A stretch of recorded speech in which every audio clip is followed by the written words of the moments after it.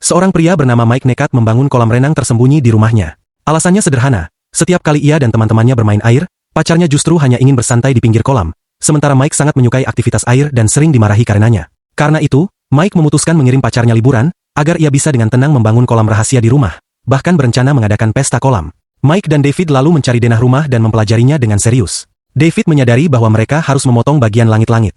Mike segera mengambil mesin pemotong listrik, dan berkat kerjasama yang rapi, mereka berhasil menemukan sebuah ruang bawah tanah tersembunyi. Setelah dicek, tempat itu ternyata merupakan ruang alami yang sangat cocok untuk dijadikan kolam rahasia. Selama pintu masuknya disamarkan, hampir tak mungkin ada orang yang tahu keberadaan ruangan ini. Keduanya mulai membayangkan desain kolam impian mereka. Untuk mendapatkan inspirasi, mereka pergi ke waterpark sungguhan dan mencoba langsung berbagai wahana, sambil mencatat detail penting, kolam besar, seluncuran, water gun yang seru, camilan, serta pencahayaan LED. Sementara itu, pacar Mike sedang menikmati liburan yang sempurna, lengkap dengan layanan pijat relaksasi. Kembali ke rumah, Mike mulai membuat pintu masuk tersembunyi. Ia memindahkan sofa, melubanginya, lalu memasang seluncuran sehingga bisa langsung meluncur ke kolam di bawah.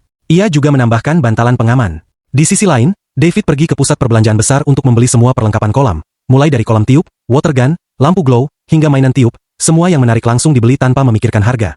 Setelah semua perlengkapan terpasang dan kolam diisi air, kolam tersembunyi itu akhirnya terbentuk.